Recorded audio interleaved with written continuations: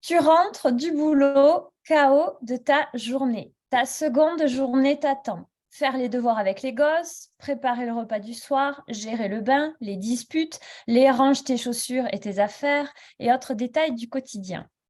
Puis, coucher les enfants, ranger la maison, faire la vaisselle, étendre une machine si le cœur nous en dit encore et aller prendre enfin sa douche pour se mettre au lit. Coup d'œil sur le réveil, il est déjà 22 heures, le temps passe si vite, même pas le temps de te mater une série Netflix. Tu te dis que tu vas dormir, que de toute façon tu es en manque de sommeil et que demain tu as encore une grosse journée qui t'attend. Tu penses à tout ce que tu as à faire, au réveil qui va sonner tôt demain matin, pas une minute à perdre, oui, il faut dormir, parce que là, t'en peux plus. Et là, tu sens une petite main chaude te parcourir le corps. Un tendre et gentil « Mon cœur, tu dors ?» Eh oui, parce qu'après ta vie professionnelle, ta vie de famille, il y a ta vie de couple. Et là, tu n'as plus de motivation. Tu ne sais pas trop comment l'envoyer bouler, cette petite main. Mais tu déclines gentiment l'invitation de ton cher et tendre ou de ta chère et tendre. Alors, vous avez sûrement vécu cette situation plus d'une fois. Vous pensez probablement que cela est difficile de tout allier, d'avoir tous ces rôles à la fois. Si vous souhaitez savoir comment garder suffisamment d'envie et de motivation pour garder la flamme dans votre couple, même en ayant une vie surchargée, cet épisode est pour vous. Élodie Ronco, notre invitée du jour, est professeure de yoga, sophrologue et sexologue. Elle est également l'hôte du podcast Culture, qui parle de sexualité grâce à des témoignages notamment.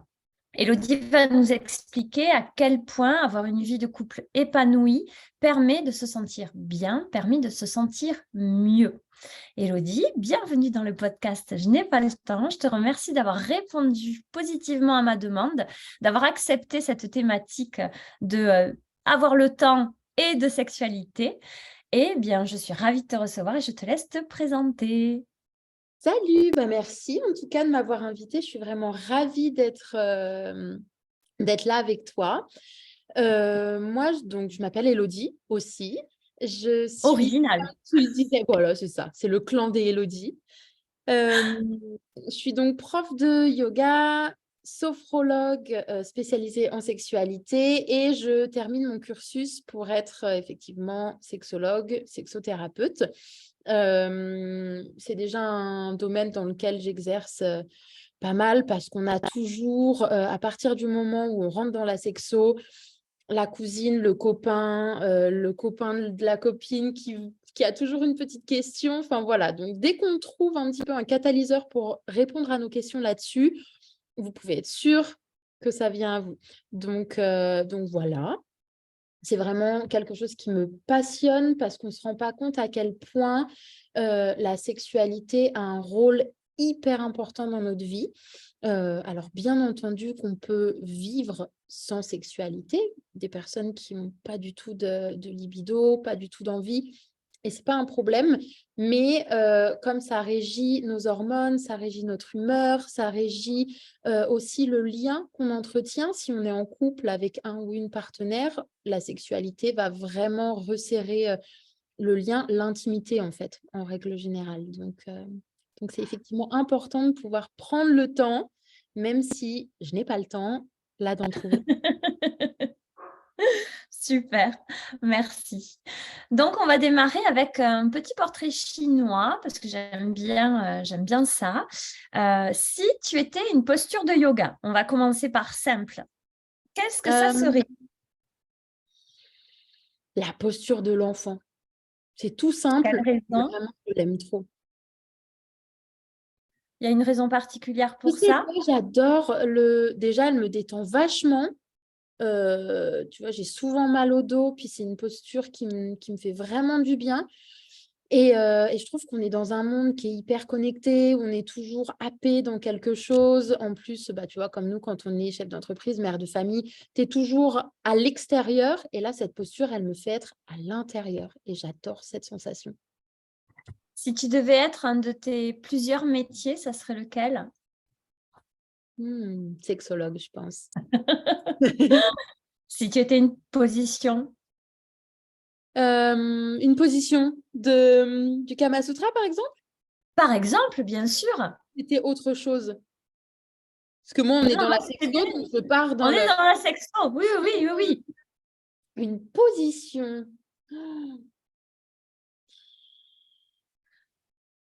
Ça va dépendre de mon humeur. Là, tout de suite, je te dirais, vu que je te dis posture de l'enfant, je me dis missionnaire collé serré en se faisant des bisous. Là, tu vois, tout de suite, On est dans la ça me va douceur. bien. Ouais. Super, merci d'avoir joué le jeu. Alors, est-ce que tu peux nous parler de la place du bien-être et de la notion du prendre du temps pour toi, selon toi? Alors, selon moi, prendre du temps, c'est, pour moi, c'est déjà véritablement déculpabiliser le temps qu'on prend seul, sans les enfants, sans nos compagnes, compagnons, vraiment du temps que l'on prend seul. Moi, pendant très longtemps, dès que j'allais, ne serait-ce qu'à la piscine ou faire un petit truc juste pour moi me détendre, je ressentais une culpabilité énorme de laisser ma fille, de me dire que je devrais être là. Donc, enlever toute culpabilité quand on prend du plaisir, parce que ça va de toute manière se répercuter après dans la sexualité. Donc, pour moi, le maître mot, quand je prends du temps pour moi, c'est essayer de me déculpabiliser à fond. Et quelles sont les activités que tu exerces pour prendre du temps pour toi? Alors moi, j'adore l'eau. Alors tout ce qui est en rapport avec la piscine, le spa, le hammam. J'ai été esthéticienne pendant près de 11 ans. Donc, tu vois, le soin corporel, pour moi, c'est quelque chose qui est Oui, vraiment resté. J'adore prendre soin de moi au vrai sens du terme, tu vois, je veux dire physiquement. Me coller un masque sur la tronche, me faire un masque sur les cheveux, me boire une tisane en même temps en me faisant des gratte-gratte sur la peau. Ça, c'est j'adore. vraiment le typique de ce qu'on peut voir dans les films. Pour moi, c'est bonheur absolu. Tu te l'accordes souvent? Écoute, je suis séparée et j'ai redécouvert. Alors au début, c'était pas facile, mais pendant 2 jours par semaine, je n'ai pas ma fille. Et donc du coup, depuis presque 1 an, c'est quelque chose que je redécouvre au moins 1 fois par semaine. Tu vois, comme quand Finalement. je n'avais pas d'enfant. Et c'est Oui, assez fou. excellent. Ouais. Ok. C'est difficile pour toi de se réserver des moments pour toi? Oui, Tu culpabilises justement puisque tu as ouais, moi je suis la utilisé reine de la culpabilité. Ouais. C'est mon sentiment number one quant au plaisir. Enfin, tu vois, quand on parle de plaisir, j'ai souvent eu de moins en moins parce que c'est quelque chose dont j'ai pris conscience, tu vois, mais pour moi, plaisir allait souvent avec culpabilité. Dans n'importe quoi, tu vois, dans prendre du temps pour moi, dans ma sexualité, dans le fait de me détacher un petit peu de ma fille de temps en temps pour retrouver justement mon rôle de femme, pas que de mère de famille ou de chef d'entreprise.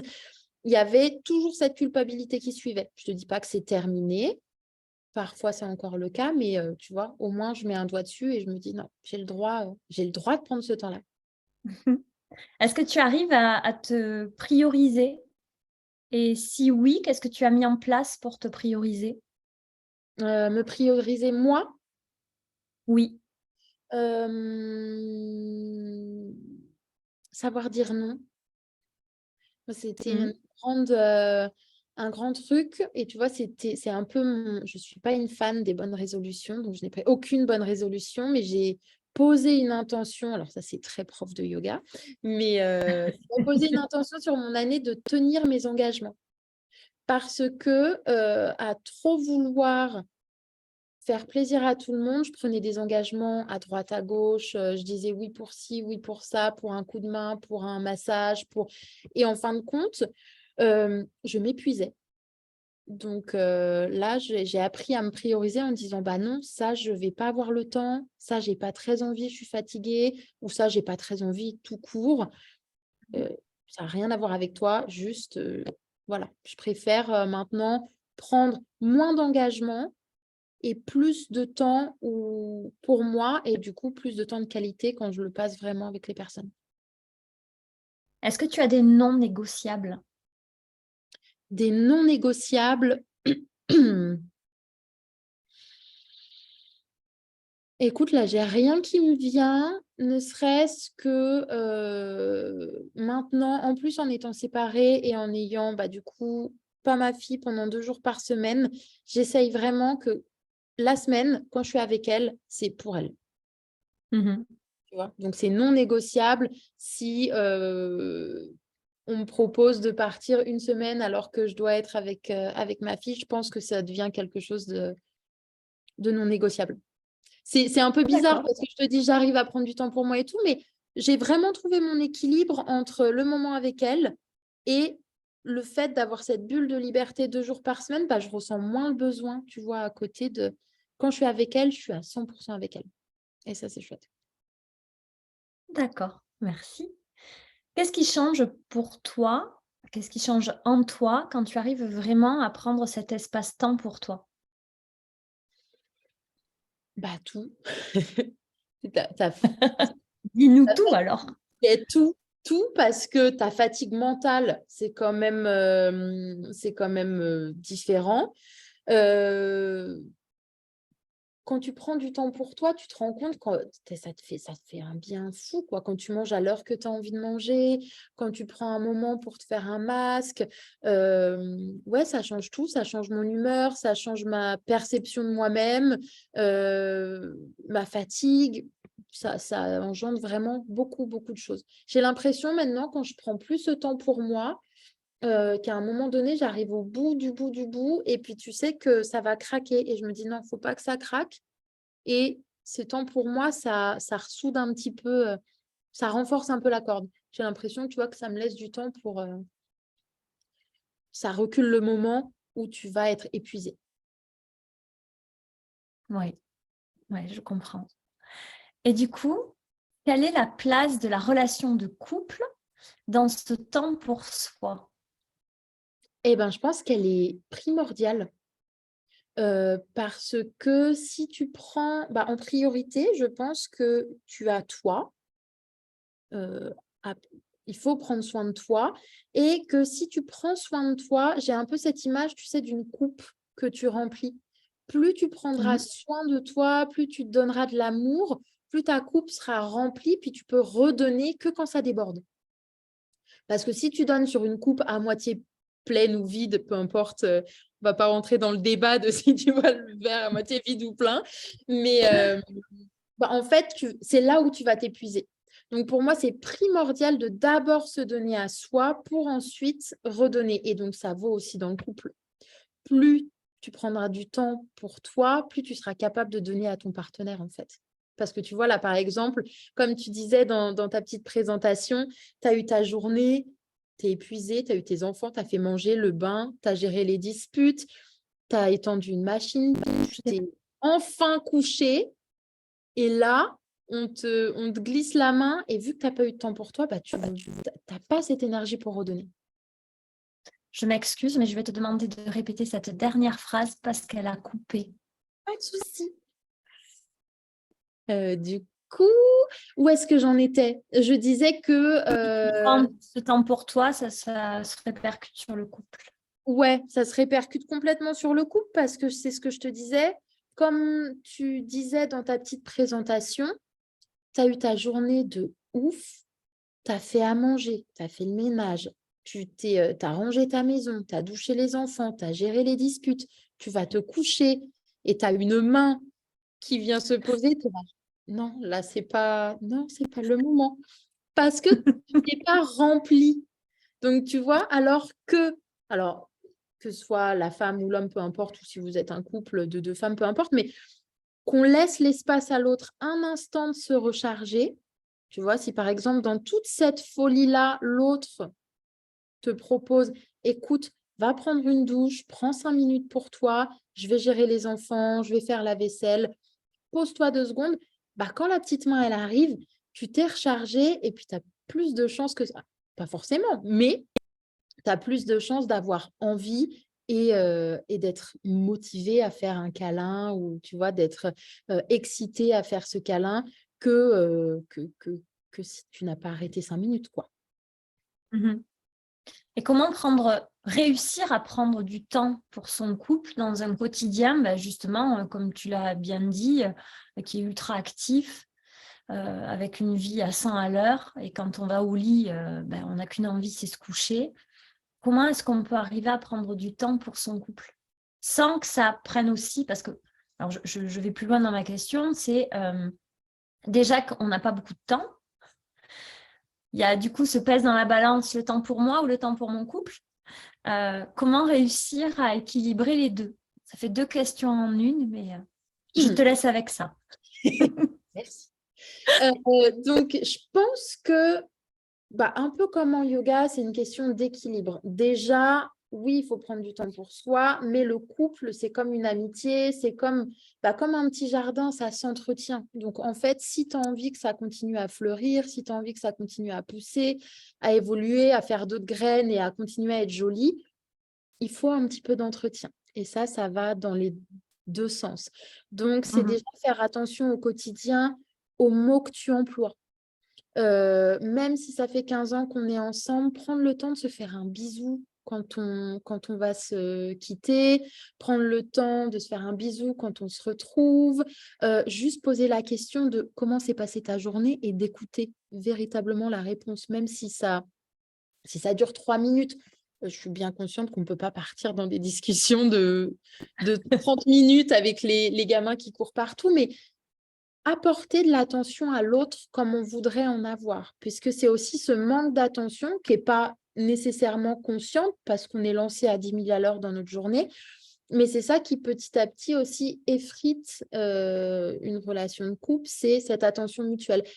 Comme on peut avoir au début d'une relation, on s'envoie des textos tout le temps, on s'appelle tout le temps, on dit tout le temps qu'on s'aime.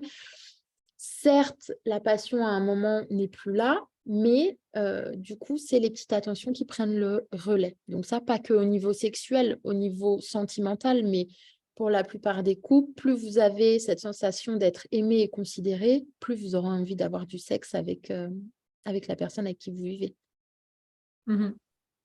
Et justement, est-ce que le fait d'avoir une sexualité épanouie, alors épanouie, chacun l'entendra comme il le veut, mais est-ce qu'avoir une sexualité épanouie et justement de se dire, oui, je vais prendre ces 10, 20, 30, 1 heure de temps pour mon couple plutôt que de regarder un énième épisode sur Netflix, est-ce que ça a un réel effet sur notre bien-être?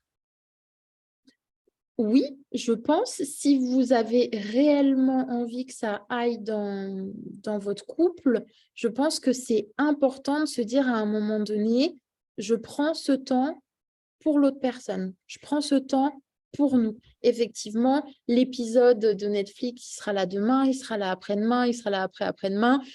Là, je vais prendre un temps pour mon couple. Et c'est pas nécessairement, ça va même peut-être pas déboucher sur un rapport sexuel, tu vois, ça peut être un câlin, des bisous, des caresses, ce qu'on appelle entre guillemets les préliminaires qui sont déjà avoir une relation sexuelle, tu vois, sans se mettre de pression, juste prendre le temps déjà de se toucher, de retrouver cette connexion avec son partenaire. Puis je pense qu'après, c'est comme, mais en fait, c'est comme tout. Plus vous allez avoir de l'intimité avec une personne, plus vous allez avoir envie de cette personne et plus vous avez des moments de qualité dans l'intimité, plus vous avez envie que ça arrive de nouveau. Notre cerveau, au niveau chimique, le sexe, les câlins, l'amour, ça fait travailler. C'est le même système que la récompense. Donc, si ça se passe bien, on a envie d'avoir cette récompense à nouveau, cette décharge d'hormones, de tout ça. Donc, on a envie d'y retourner. Si on a des rapports sexuels 1 fois toutes les 2 semaines, parce que vraiment, on se dit, là, il faut y aller, parce que ça fait 2 semaines qu'on ne l'a pas fait, mais je suis épuisée, ce système de récompense, il ne se met pas en place parce qu'on le fait par dépit un peu. Obligation? Ouais, par obligation, ouais. On se sent obligé, on a l'impression de devoir ça à son couple, alors que pas du tout. On peut avoir des relations sexuelles 1 fois par mois, mais de super qualité et tout va bien. C'est plus l'intention que vous mettez dans ce moment que vous passez ensemble. Pas ni la régularité, ni il y a des couples qui font l'amour très peu souvent et qui vont extrêmement bien, comme il y a des couples. Moi, j'avais eu une jeune femme, tu vois, qui avait tellement peur de l'abandon, enfin voilà, qui était persuadée qu'il fallait qu'elle fasse l'amour tous les jours. Elle n'en avait pas envie. Et pourtant, elle était persuadée qu'il fallait qu'elle fasse l'amour tous les jours. C'était un enfer. Et pourtant, ils avaient du sexe tous les jours. Et pour autant, ça n'allait pas dans leur couple. Tu vois, donc c'est pas véritablement l'acte sexuel en lui-même, c'est le moment que vous prenez ensemble. C'est bien parce que ça déculpabilise vachement. En fait, il y a vachement de croyances par rapport à ça. Voilà, pour avoir une sexualité épanouie, pour que ton couple soit épanoui, il faut avoir une sexualité épanouie. Et pour que ta sexualité soit épanouie, il faudrait faire tant de fois l'amour par semaine. C'est vrai qu'on parle plus de fois par semaine que de fois par mois. Et après, comme tu l'expliques aussi, voilà, si on ne s'accorde pas ce temps-là, enfin voilà, on peut s'accorder du temps sans que ça soit du sexe pur et dur. Exactement. Juste de l'intimité, en fait. Je pense que c'est le maître mot dans un couple, c'est l'intimité. Et si ces caresses, si ces câlins débouchent sur un rapport sexuel, bah cool, si tout le monde a envie et puis que c'est chouette et puis qu'on s'enjaille un peu, bah tant mieux. Mais si ça s'arrête à un câlin, eh ben, c'est trop bien, on a quand même créé cette intimité en fait. Et c'est toujours, je pense que l'être humain a besoin de quantité, de quantifier en fait. Qu'est-ce qui est normal, pas normal? On a fait l'amour, la moyenne est de 2 fois par semaine, on l'a fait qu'une fois, ça va pas. Ça rajoute juste du stress. Donc déjà, pour moi, il faut se sortir tout ça de la tête et se dire, il n'y a pas de normalité en termes de quantité. C'est quand on en a vraiment envie, en fait. Et pour Pas de moi, chiffres. pas de chiffres. Pas de chiffres. Enfin, tu vois, tu as des femmes qui sont, par exemple, pendant leur grossesse, qui ont beaucoup de libido, comme il y en a qui en ont plus du tout. Et pour autant, tu t'accordes carrément à te dire, bon, bah là, c'est la grossesse, on peut prendre peut-être un peu plus le temps de se faire des câlins et d'avoir moins de pénétration pure parce que c'est pas agréable. Et puis, ça veut pas dire que ça va pas bien.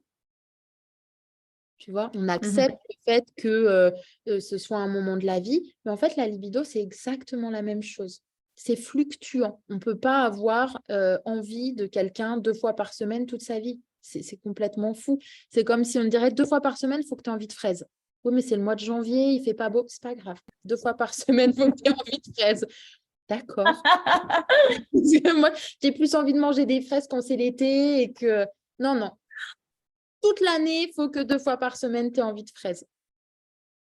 Donc, ça paraît fou quand tu prends une comparaison qui est comme ça, tu vois. Tu te dis, bah non, c'est pas possible.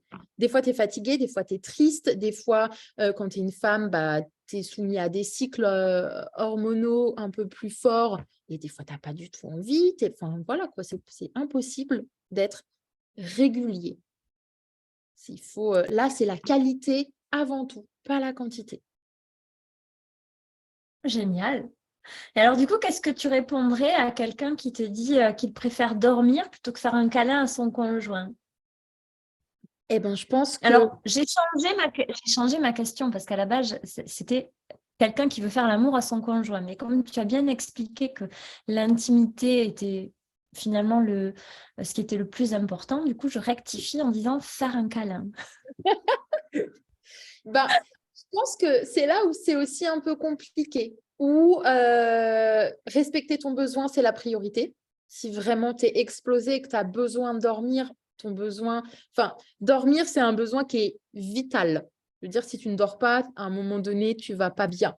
Si tu fais pas l'amour, bon, tu es peut-être un peu plus triste, à moins cette décharge d'hormones, mais tu survis.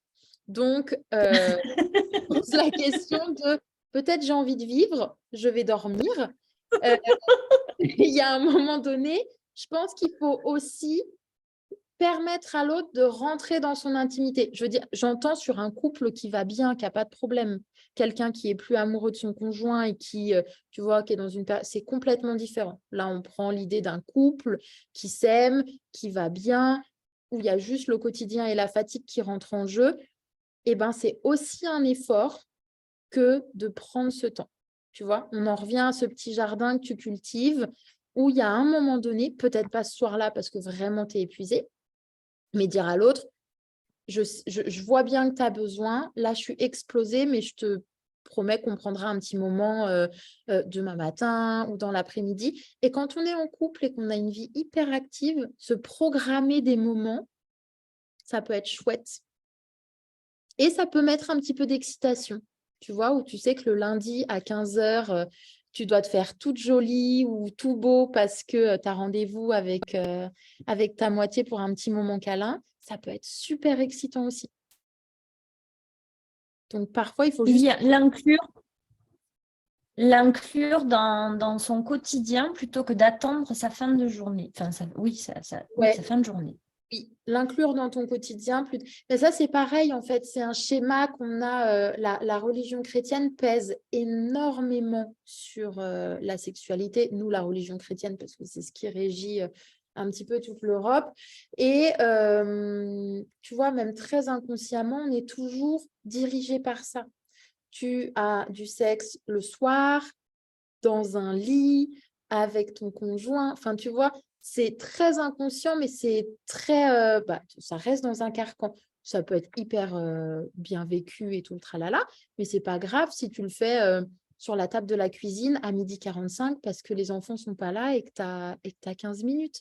Tu vois, c'est aussi se donner cette possibilité d'explorer d'autres moments, d'autres façons de faire l'amour. Enfin, voilà, c'est aussi un petit peu se retrouver. Pas forcément le soir quand tu es explosé ou tu n'as qu'une envie, c'est de pioncer, justement. Oui, excellent. Donc, je conseille tout le monde de commencer à débarrasser les tables de cuisine Voilà, pour se les laisser disponibles plus jamais. au Et cas où. effectivement, en ancrant ces moments-là dans la journée, on peut aller au lit le soir beaucoup plus sereinement et tranquillement. Exactement, tu Excellent. t'enlèves une charge mentale, tu vois, à te dire, oh là là, il va falloir qu'on fasse l'amour, ça fait longtemps qu'on ne l'a pas fait. Si tu as déjà pris ce moment dans ta journée et, euh, et voilà, bah, après, il ne faut pas le faire dans la journée, dans le sens où tu veux t'enlever la charge mentale de te dire, il me foutra la paix le soir. Tu vois, il faut le faire dans la journée si tu as envie de le faire dans la journée. Mais je pense que se construire des moments et véritablement porter attention à l'autre. Tu vois, pas que dans le sexe. Porter, avoir une petite main sur le dos, continuer à se toucher, à se faire un petit bisou. Certes, on n'est plus dans des débuts de relation quand on a 2, 3 enfants, un enfant, une entreprise, 15 ans de relation, tout ça, tout ça. C'est pas possible. Mais ce qui fait qu'on a envie de créer des moments d'intimité, c'est le quotidien. Merci. Pour finir, si tu devais… alors, laisse-moi trouver les bons mots pour ma question. Je t'en prie. Si tu devais expliquer en quoi prendre du temps pour son couple, c'est aussi prendre du temps pour soi, tu dirais quoi? Parce qu'il y a aussi ce truc de dire, bah attends, finalement, j'ai pris du temps pour nous, mais c'était pas du temps pour moi. Je pense que les deux sont aussi importants. Parce que si tu prends du temps pour ton couple, ça va forcément être bénéfique, puisque du coup, il y a moins de questionnements, peut-être, sur comment va mon couple, est-ce que je me sens bien dans mon couple. Si tu prends du temps pour ton couple et que ça fonctionne, ça t'enlève au moins ce questionnement-là. Et il n'y a rien de plus agréable, à mon sens, en tout cas, tu vois, que de se sentir aimé et épanoui avec la personne avec qui tu vis. Ça te porte quand même l'amour. Sexuellement, tu as des bienfaits qui sont de toute manière très physiologiques, hein, des décharges d'hormones, l'hormone du bonheur, il y a le cortisol, l'hormone du stress qui baisse. Donc, c'est aussi du temps que tu prends pour toi quand tu prends du temps avec ton couple, pour ton couple. C'était pas très clair. Mhm. Je sais pas si faut que je refasse ma phrase, mais à travers cette prise de temps pour ton couple, ça te dessert toi aussi au final. Tu parles de charge de stress. Est-ce qu'on a le droit de dire à son conjoint, bah, écoute, viens par là parce que là, je suis un peu stressée. Donc, un petit câlin, ça ne me ferait pas de mal. Écoute, il y a effectivement un grosse chute du stress et une grosse décharge de bonheur, d'hormones du bonheur quand tu as un orgasme ou quand tu as de la jouissance, donc qui est le moment où tu prends du plaisir pendant une relation sexuelle. Si l'autre a envie, bah, tant mieux, allons-y gaiement. Ça peut être une super bonne raison d'avoir du sexe. Écoute, chérie, je suis un peu stressée. Si, au lieu de me faire un massage, tu me ferais l'amour, ça m'arrangerait. Carrément. Ça me coûterait moins cher. Ça me coûterait moins cher qu'un massage. Et après, il y a aussi, si l'autre n'est pas d'accord, la masturbation, ça marche aussi hyper bien, hein. Redescendre de stress absolu. On appelle ça la masturbation spontanée. C'est stress, besoin de dormir, ou la seule chose qui nous vient en tête, c'est orgasme. Donc, ça peut marcher avec un partenaire ou ça peut marcher avec nous-mêmes. Les deux fonctionnent très bien. Excellent. Merci beaucoup. Si tu avais d'autres choses à rajouter sur cette thématique de prendre du temps pour soi, pour son couple, pour sa sexualité, est-ce que tu aurais d'autres choses à rajouter? Eh ben, je pense qu'on a abordé déjà pas mal de choses. Après, pour moi, encore une fois, enlever la culpabilité, s'enlever ce est-ce que c'est normal, est-ce que c'est pas normal, et partager avec son partenaire. Est-ce que toi, tu es épanoui dans notre relation? Est-ce que moi, je le suis, épanoui dans notre relation? Avoir des moments d'échange, et puis ça permet souvent de dénouer, de dire, bah, moi, je trouve qu'on passe pas trop de temps ensemble, ça serait chouette que on se fasse un petit resto, qu'on se fasse un ciné, qu'on se fasse un moment câlin, que voilà, on prenne un petit peu. La discussion, en général, ça amène à beaucoup, beaucoup, beaucoup de choses. La discussion, c'est bien de le préciser parce que souvent, quand on rentre dans ce genre de discussion, on peut vite tomber dans les reproches. On peut prendre ça comme des reproches. Donc, c'est Oui, bien d'une discussion dont on parle. ouais, je suis d'accord parce que ça peut vite toucher l'ego quand on dit écoute, je ne suis pas satisfait, je trouve qu'on ne fait pas assez l'amour ou j'ai pas assez d'intimité avec toi. Mais il faut inverser justement la vapeur et se dire on aurait tendance à se dire mince, il n'est pas satisfait, peut-être que c'est nul, peut-être que c'est machin, ou il ou elle. Mais inverser la tendance et se dire il arrive ou elle arrive à exprimer ses besoins, peut-être que je vais l'entendre et voir ce que je peux faire, quoi. Mais il faut que ça Merci marche dans beaucoup. les deux sens. Bien sûr. Non, mais donc on peut être pressé, stressé, overbooké et sexuellement épanoui. Exactement. Merci beaucoup, Élodie. Est-ce que tu veux bien nous parler de ton actualité, puisqu'on est là, afin qu'on sache Euh, où te trouver, comment, ce que tu fais, pourquoi, tout ça, tout ça? Eh ben oui, avec grand plaisir. Moi, j'organise alors la prochaine actualité qui pourrait intéresser un peu plus tes auditeurs, parce que je pense pas qu'il y a beaucoup de monde autour d'Argenton-sur-Creuse, là où je vis. C'est que j'organise une retraite du 18 au 21 mai dans la Vienne. Donc c'est à peu près à 1h30 de Paris en train. De Toulouse, je pense que ça fait un peu plus, mais ça. Oh, de Toulouse en voiture, je pense qu'on est à 4 heures. C'est pas pire, 3h30, 4 Ça heures.